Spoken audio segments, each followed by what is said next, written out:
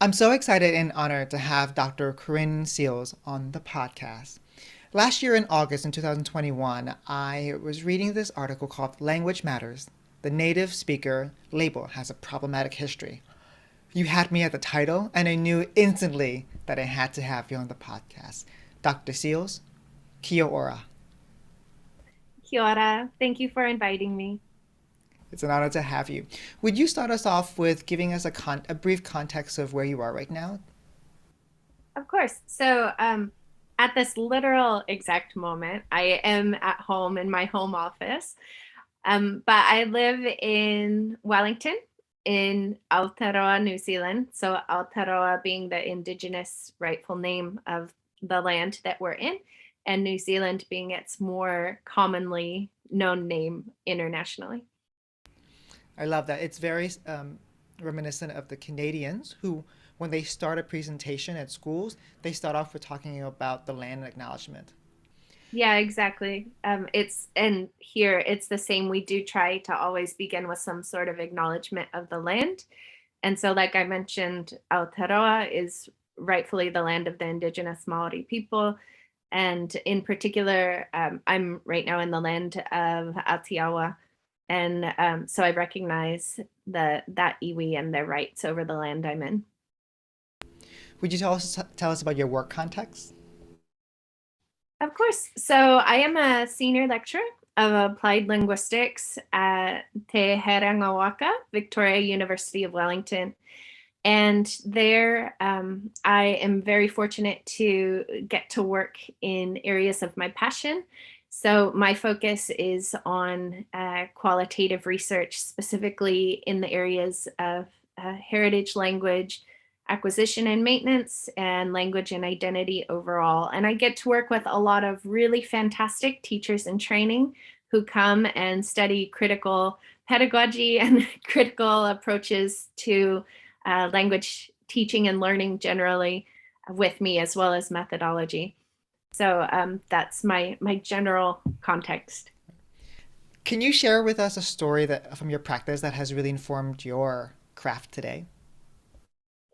Yeah, so the story I always go back to that kind of informs everything I do now and that motivated everything I do now. It goes back quite a while, while. It goes back to when I was growing up. So I grew up in California. My mom is Ukrainian, and so I grew up Ukrainian American. And when I was growing up, we were raised very much speaking English and Spanish. There was very little Ukrainian anything around because I had that classic experience where of being as seen as American as possible when your parents are from elsewhere. And but I did always see the Ukrainian things around and was very aware of the Ukrainian traditions and what we were also missing out on as well. And so when I was growing up further, then I entered university and started trying to learn Ukrainian more as a heritage language speaker, and found so few places taught Ukrainian. And instead, myself and other Ukrainian students were often told, nope, you have to learn Russian instead because it's the more important language.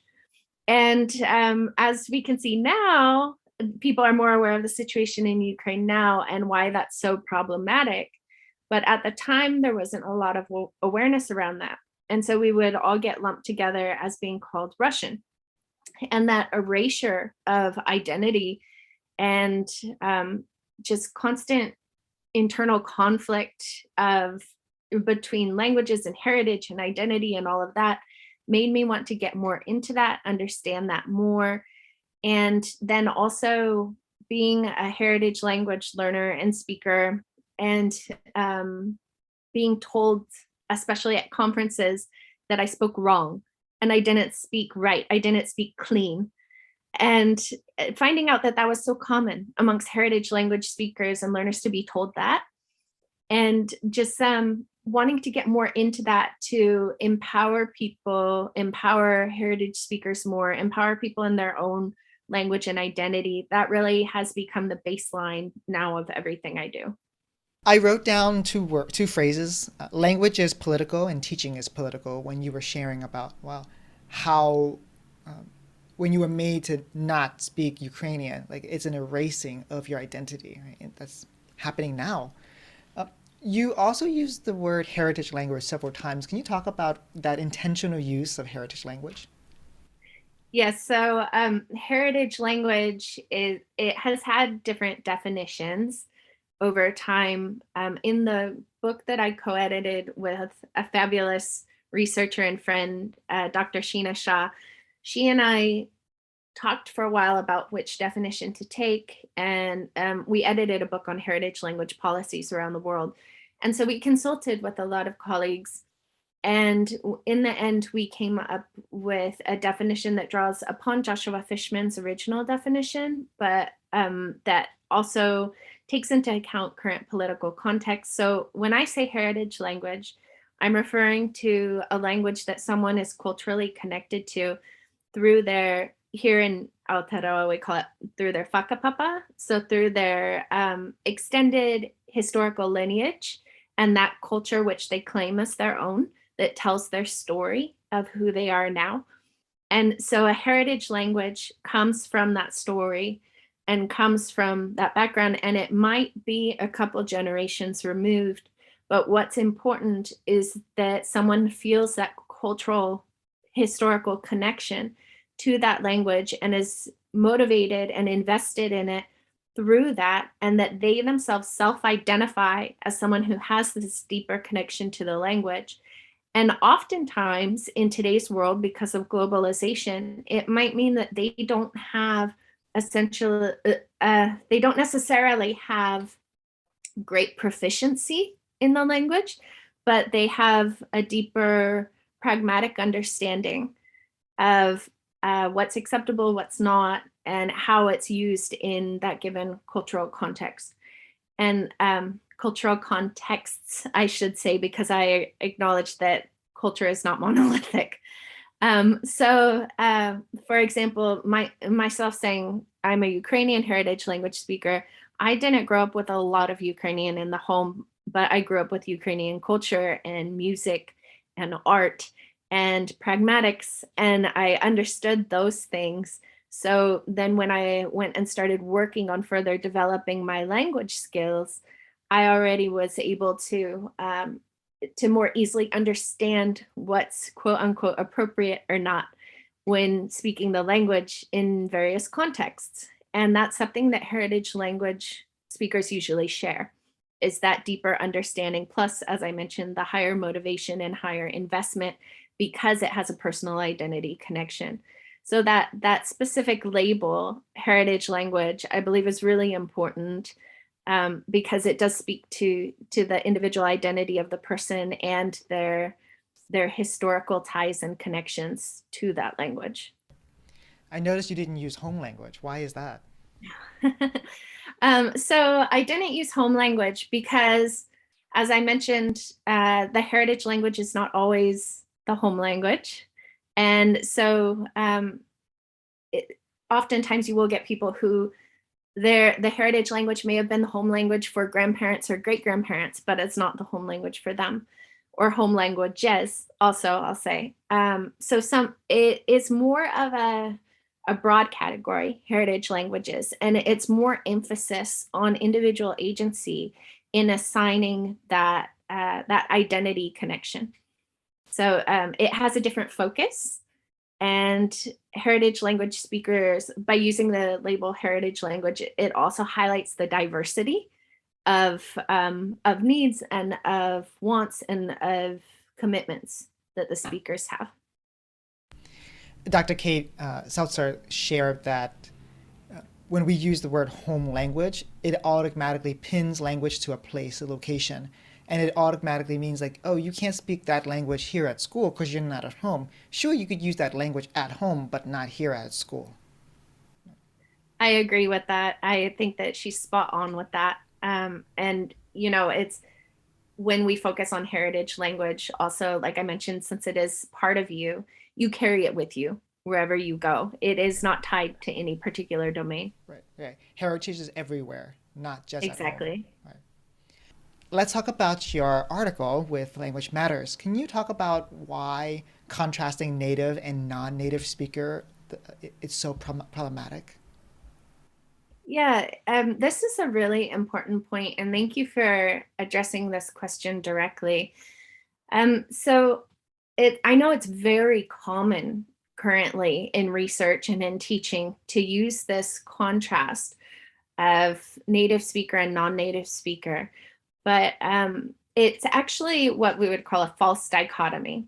Right. So it sets up, and by false dichotomy, I mean it's setting up what looks like a dichotomy that you have to choose between being a native speaker or a non native speaker, that you have to classify people as a native speaker or as a non native speaker, and that they're at odds with each other.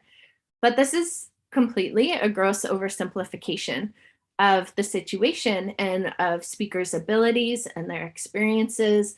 And it often means that anyone who grows up multilingual or who achieves additional languages throughout their life or who comes from an immigrant background, that they'll be put into this non-native speaker category regardless of their language proficiency, of when they learn the language, of how many languages they speak.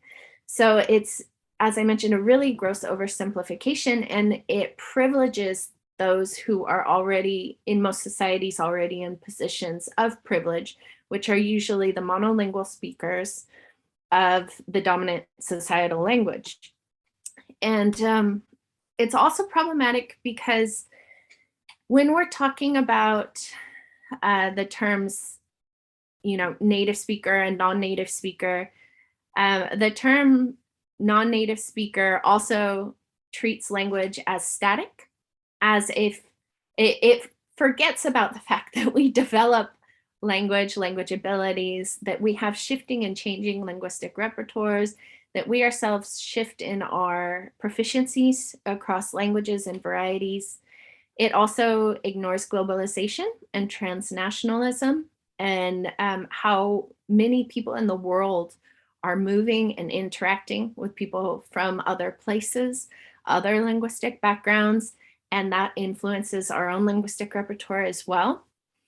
It also, in the classroom itself, when students are positioned as non-native speakers, it puts them in a it positions them as deficient.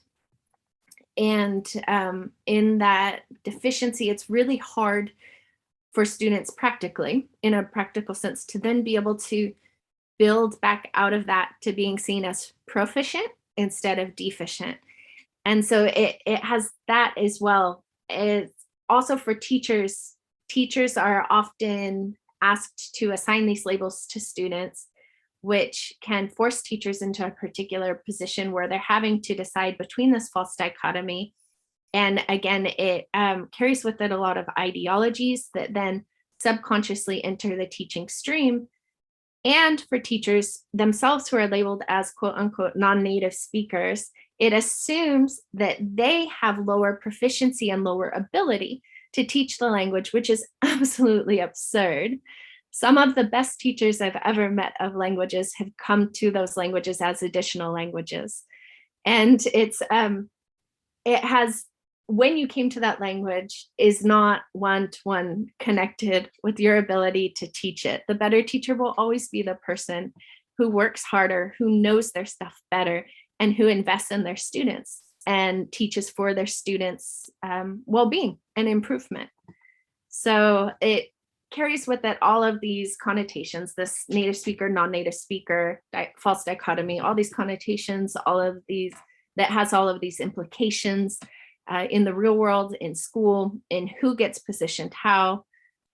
So it's just, it makes the tick box system easier, but it makes actual life and experience much more difficult. Oh, that was so good. It makes the system of teaching easier, check a box, but it Yes. makes life harder for those who are living under that label. Oh, Yeah, absolutely. I absolutely know one of the implications here as an international school teacher. We have teachers from all over the world, but the ones who are usually hired are the Canadians, Americans, the Brits, the Australians, and New Zealanders. Yet the people from, like, let's just say India or from Thailand or from Cambodia who have studied extensively the ins and outs of that language, or who have scored the highest possible score on the IELTS test, still being given only local contract for English, even though on a test, I never had to take a test to prove that my English proficiency was uh, at an advanced level, at a quote unquote native, because I had my passport. That was the Mhm. only test. But my colleagues who can tell you with the present progressive and I can't, they can tell you because they've studied it, right? And yet they're not a quote unquote language teacher. Yeah, that's absolutely the situation that Right, I've seen over and over again. And it's just, it's terrible. And it does everyone a disservice. Absolutely everyone. right, right. I also think when you hear the word non-native, I always also think of the term accented English. Yeah. Right? Because even though they speak English perfectly, because they have an accent, they are labeled non-native, regardless of their proficiency. Yeah, absolutely. And then that also carries with it the associated connotation of undesirable, right? And that's it's absolutely ridiculous Right, because like you said, and like I've seen as well again and again and again, the people who tend to know better the grammar, the language instruction, the how to teach to the metacognition of learning a language, all of those aspects, people who are better at it are usually people who are those who are then labeled as accented English speakers or non-native speakers, and they're in positioned as less desirable. right, I would, in 9 out of 10 cases, the vast majority of cases, I would most likely pick the person who was who was assigned as non-native speaker, because they're going to 9 times out of 10 have a better understanding than native speakers of these systems. I mean, I taught for a while grammar and language, but I had to go and learn it by myself before I could teach it. So the assumption, I had to learn it explicitly and take courses on it to be able to then teach it myself. So the assumption that a native speaker automatically knows how to do this is ridiculous, absolutely ridiculous. So in the end, when we have the term non-native, it's really just a deficit mindset term. Yeah, it is. So when you use non-native speakers, like I mentioned, that all it's doing ease-wise is for ticking boxes, for filling out forms, for people making very easy without thinking about it, hiring decisions. But it's a deficit perspective. It really disadvantages the majority of the world's speakers in hiring, in learning, in in hiring, in learning, in all sorts of different avenues where people try to invest in themselves through language and raise their social capital. This label of non-native speaker is applied to people and is an automatic disadvantage and is really hard to then get past after it's been applied. So it is a way for the quote unquote native speakers to maintain the status quo of power and privilege. And even when people aren't consciously aware of that, that is what they're doing. And that is why it's then also so promoted within institutions by people who hold that privilege themselves, because it has a lot of power. We do everything in our lives through language, by thinking things through, by speaking to each other, by negotiating, by learning, by teaching. So to apply a deficit label to someone affects their whole life. It's a tool to control and a tool Yes. to segregate and a tool to show the hierarchy.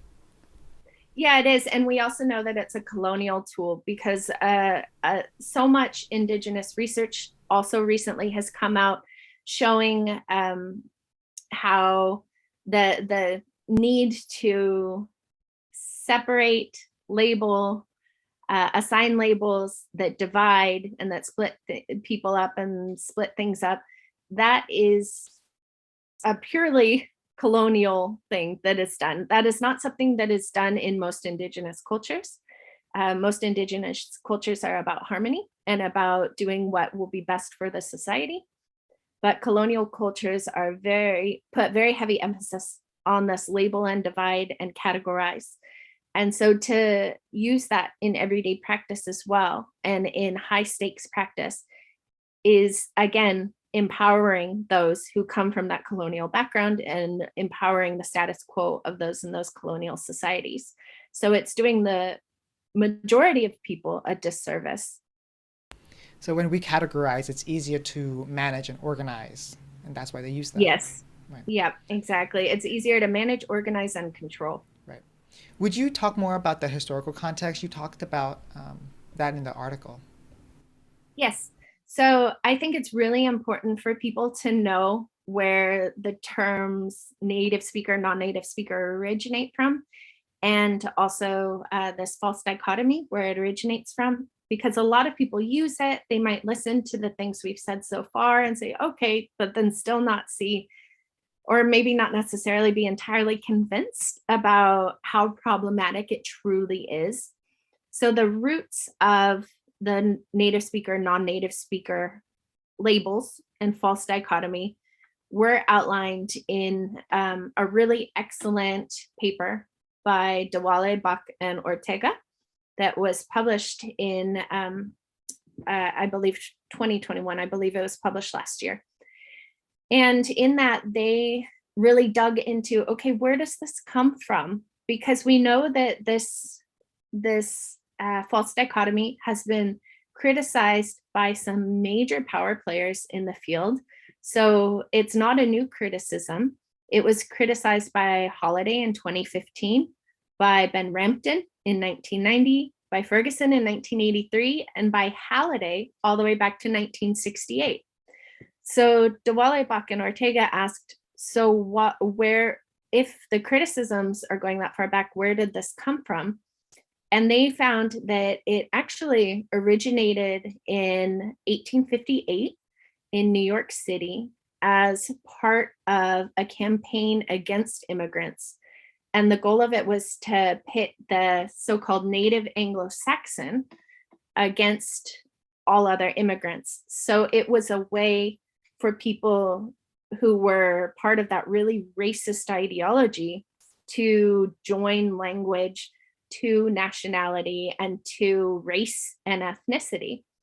And that was then continued to be used by language purists as a way to connect language to nation and race, as a way to subjugate. So it has this very racist history that has continued to push it amongst those who take part in this racist propaganda, right? So that's why we get things like the English only movement in a lot of countries, including in the US. This is a huge aspect of what they do. Also talk about non-native speakers and how non-native speakers need to learn English, speak English only, da da da da da. And that whole campaign is extremely racist. And it's the same sort of racist undertones that goes along with this entire false dichotomy. And often when people draw upon it, they're not aware of that. But because it has that underlying history, and because it continues to be so useful to racist groups in promoting their messages, people need to be aware that they're taking part in something that pushes a very racist, very problematic history and agenda when they use this non-native speaker, native speaker label. So that's, for anyone who didn't know, that's where that came from. It's very important to know that every time you use these labels of native speaker, non-native speaker, you are drawing upon that very problematic, very racist history. Yeah, Dr. Jose Medina said, once you know, if you continue, you're complicit in the suppression. I agree. How can you possibly learn about that history, and then continue to use those labels without feeling all of that that history of oppression that you're drawing upon in doing so. And that should also tell you that in using those labels, you are continuing a system of oppression because it comes from that. It's continued to be used by in that way by very racist campaigns. So it's a very active tool, a very easy tool for people to use to oppress. So once you know about that, I really challenge anyone to then listening to think about that closely and ask yourself if you're really comfortable in continuing to use these terms now. So what's the implication for teachers who use this term, and then what's the implication for students as well who are forced to be labeled this way? Yeah, so it's really difficult, I know, to resist a system that's so entrenched. But what's heartening is that as people are starting to become more aware of this, there is more conscious language usage starting to come out. There is more discussion around what alternative terms are that could be used, because this also recognizes that we're not going to be able to get past a colonizer system of labeling and categorizing in one day, right? That's not something easily done, especially when it's so many hundreds of years in place. So instead, what we can start doing is working together to find out how to find out what would work for people in terms of how they would be referred to, and how classes would be organized, and in how students would be able to self-define. So one of the things that we've been doing here in Aotearoa, and that I've been doing with my research students in particular, is when they're conducting their PhDs, when they're conducting their master's students, right away we have a conversation about why they cannot use native speaker, non-native speaker as labels. And then we come up with alternative ideas. And then they ask the teachers and students what works for them. And so far, one of the most popular has been to refer to what language the students are learning in the classroom. Are they learning English? Well, what's it matter if they're native speakers or non-native speakers of other languages? Are they learning French? Well, who cares what they're native speakers, non-native speakers of? Are they, if they're teachers, one of the things that my research students have started doing is calling them multilingual teachers of English, or monolingual teachers of English, or bilingual teachers of English, which then actually gives privilege to the speaking of multiple languages. So the teachers who are multilingual speakers of English, that's an excellent thing. That's a good thing. They bring a vast amount of resources, linguistic and cultural understanding with them to the teaching of that language. So it repositions the story, and it gives emphasis and privilege to those who have gone through the process of acquiring a lot more knowledge, linguistic and cultural knowledge, which is as it should be and as it is in any other subject, right? Those who spend the most time acquiring more knowledge of the area are seen as the better teachers of that subject and the more knowledgeable. So why should language be any different? Yeah, I think the field is moving towards more assets-based perspectives and labelings. They're Yeah. calling students like multilingual learners, where they're even moving the English part where it's saying, wait, let's honor your multilingualism, the fact that you are so good at learning languages. And it's so important. And, we have all this research that shows us that people who are multilingual speakers are often better at acquiring new languages, that they often have greater working memory, that they have greater metacognitive abilities and more empathy, and all sorts of, there are so many different benefits to it. So it's right to then honor that by putting emphasis on the fact that they are multilingual. I sometimes when I share this message, I will, and then I meet teachers who are monolingual teachers. Um, they often say, well, I don't understand why English only is a problem. They're here to learn English. And then they'll say, and now it's moving to a little they're trying to move more progressive. They'll say, that's fine. They can use English. They can use another language unless they're different students from different nationalities. So they'll all have to speak English. And then they'll say one more thing. They'll say, but I also want them to speak English because I don't know what they're saying. Maybe they're bullying Ah, each other. Can yeah. you talk about those ideas? Yeah. So again, all of those ideas that you've just mentioned are used in to push this monolingual ideology. And often people who fall into repeating these messages don't realize that. And they repeat them because it's how they were brought up learning. It's what they've heard. It's what they're familiar with. And it also shows their fears. So, one of the greatest ways to control people is to present a fear based perspective. And so it's this fear based perspective that people learn to then continue to share and draw upon.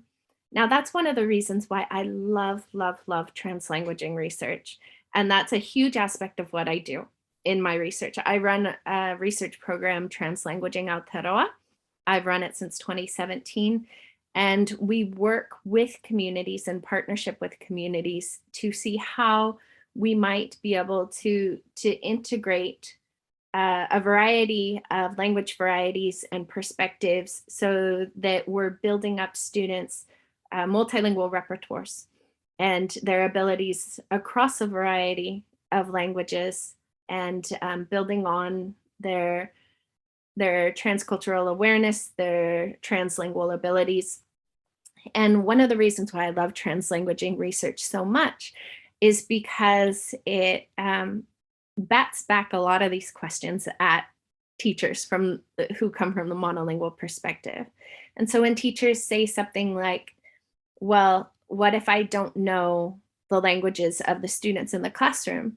Then translanguaging bats it back a bit, and says, well, and asks, well, why do you need to know all of the languages that they speak as long as you're still able to communicate with them in the classroom? And then when teachers say, well, I won't know what they're saying amongst each other. And then translanguaging bats it back and asks, well, are you always listening in on everything that all students say? Why do you need to know everything students are saying to each other? That's really a controlling perspective. That's not a student-centric perspective. A student-centric perspective lets students use their resources that they have in learning. And so a lot of those resources are language. And so if students find that they're able to better build upon their linguistic repertoire by negotiating meaning in another language and then getting to the performance aspect in the target language, then all the better. And that has been shown actually to increase student ability and student performance, student learning, student retention. So it has heaps of benefits. So there are all these benefits to be Right. gained actually from multilingualism in the Right. in the classroom. Right. I actually have never heard that perspective of saying batting back, of saying like, oh, so instead of me answering, of me trying to prove to you, I'm going to simply ask you a question of saying, well, why do you think it's important to police brown and black kids? I love that sort of batting back and putting back in the court. And I found that that's really, really important because it takes often minority speakers, minority groups off of the back foot and off of the defensive, and instead says, I don't need to be in the defensive. I'm not doing anything wrong. You need to explain to me why you think that this is a question that needs to be answered. I've learned now that when I go back, when I share, it doesn't really help. I simply just say, so what I hear you saying is this. Is that what you're saying? And they're like, oh, I didn't mean it that way. I'm like, well, that's how it sounds. Yeah, exactly. And, I have a number of colleagues here in Aotearoa who have a wonderful thing that they've taught me about that they do, which is when they're asked a question that is inappropriate, such as, where are you from? Or, why do you people do that? Or something, then they say, oh, I'm sorry, I don't quite understand. What do you mean by you people? Could you explain that further to me?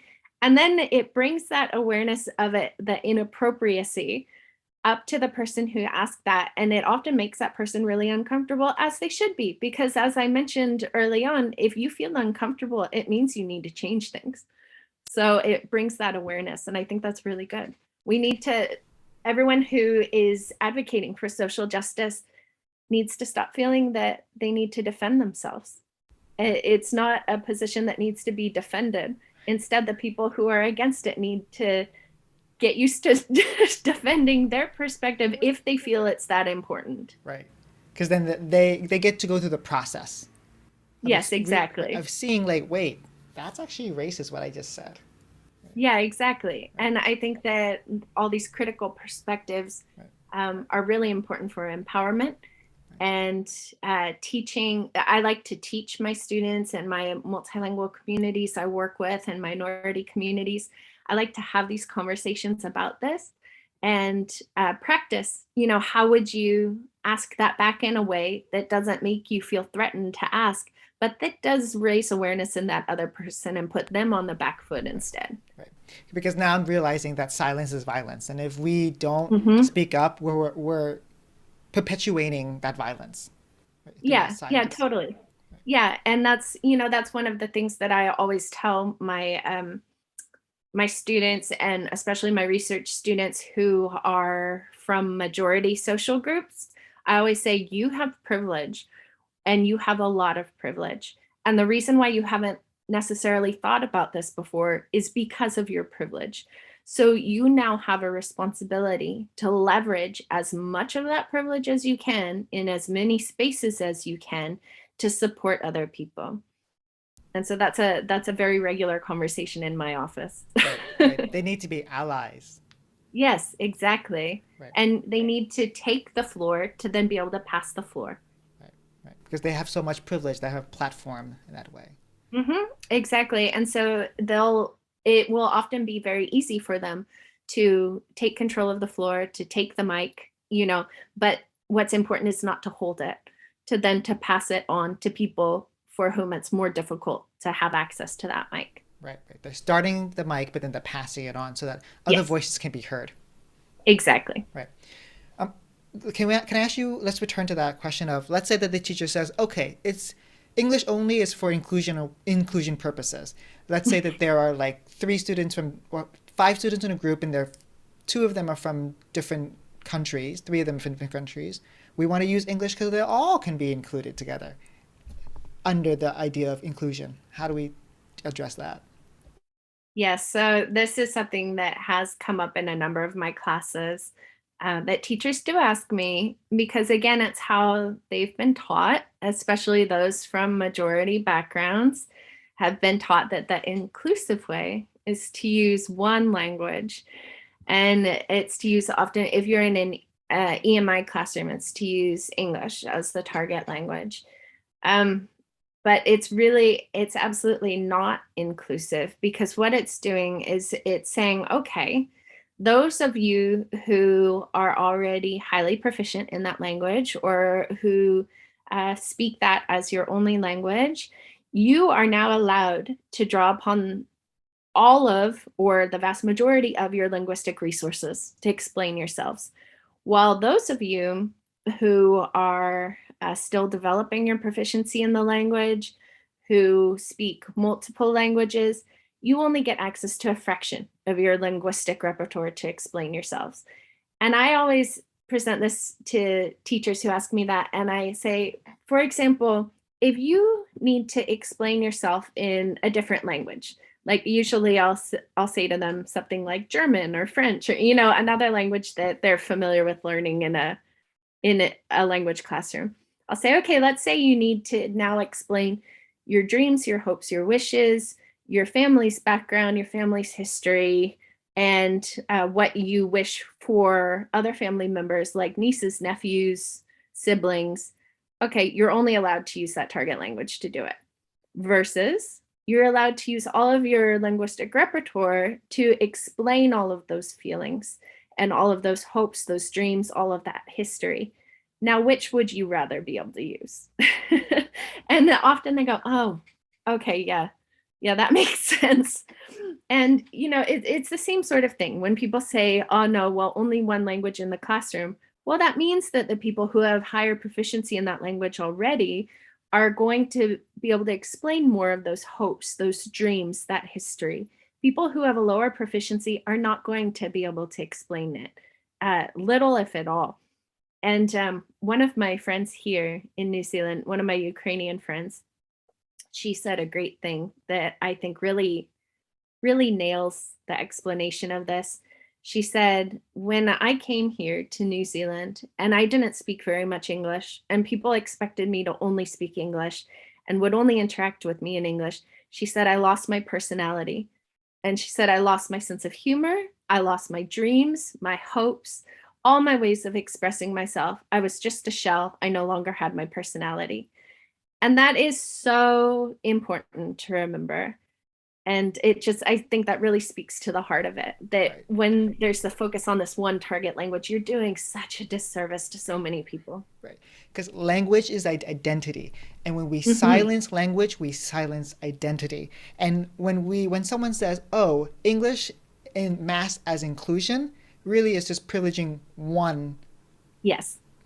right? One language and One the language. group associated Right. with that Right. language So thank you for who don't sharing. need privileging. No, exactly. It's another word. It's another word of neo-colonialism. Yes, it Right, is. right. You're silencing who? The person that has less proficiency, their voices are silenced so you can be included.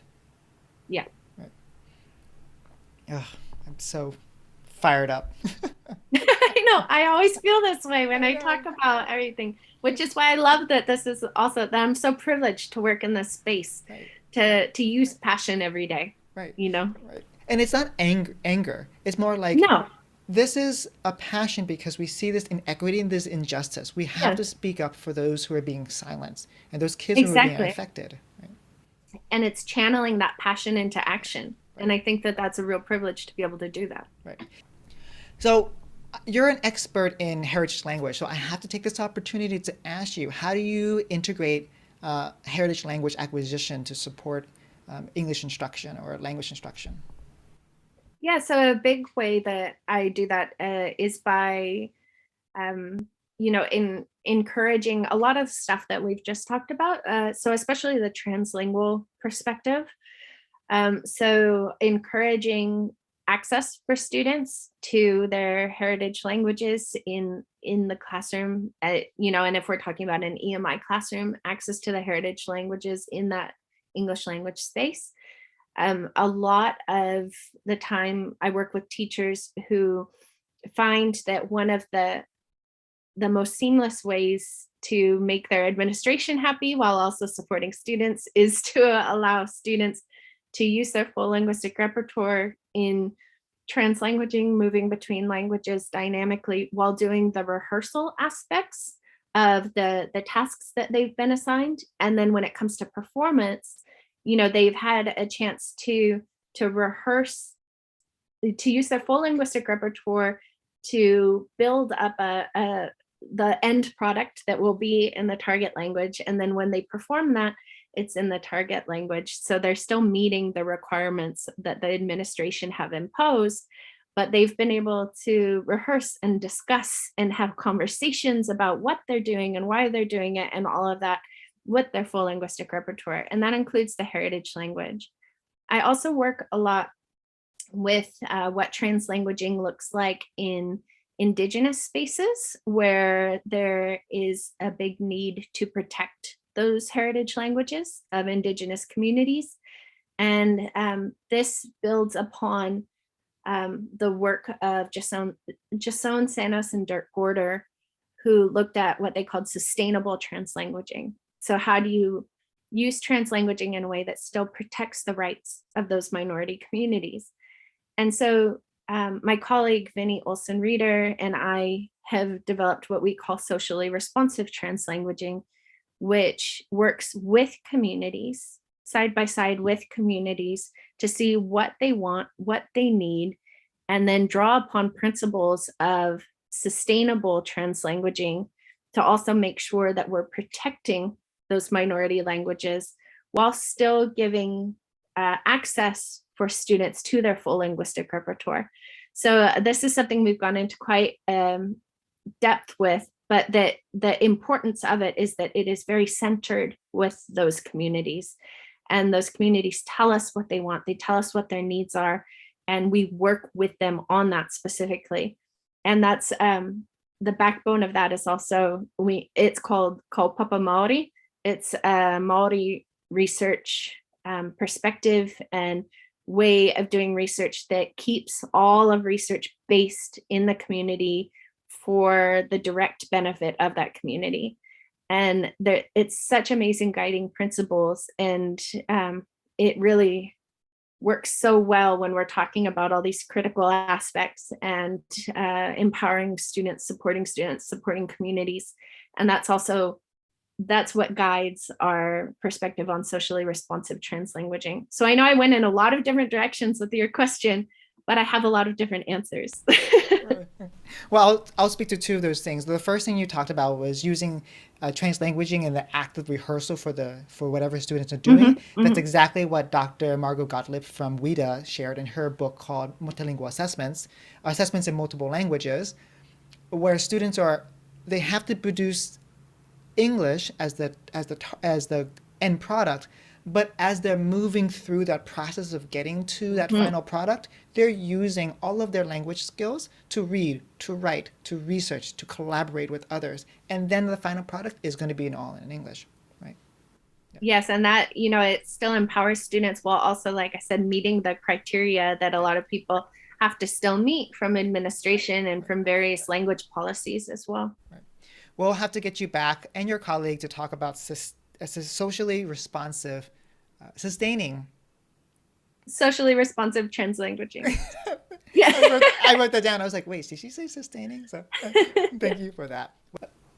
Let's end the podcast with traffic light teaching. And traffic light teaching involves something you would ask teachers to stop doing, continue doing, and start doing. So if red, stop, continue doing yellow, and start doing green. Ooh, that's a good question. So, red, to stop doing, I would ask teachers to stop positioning students in deficient modes, whether intentional or not. Just be more aware, stop doing it. To sustain doing would be to continue to encourage students to develop in the best ways that they can and to find out what their needs are and meet those needs, which I'm sure most listeners of the podcast are already doing. And so I would encourage you to keep doing that and to keep students in the central focus. And to start doing would be to start bringing students into the conversation more as also co-owners of the teaching space, to find out what sort of language works for them, what sort of practices work for them, and to brainstorm together on possible new approaches that might be worth giving a try to see what sorts of results it might bring about. Well, thank you for that podcast and also a tour of, how do you say New Zealand in Māori? Aotearoa. Aotearoa. And Yeah, I yeah. think it's beautiful how a country with a colonizing background is addressing its past in this present way. So it's quite affirming the work that you're doing as a nation, but also you as an individual, Dr. Seals. So thank you again for being so gracious with your time and so inspirational with your message. Thank you for the invitation.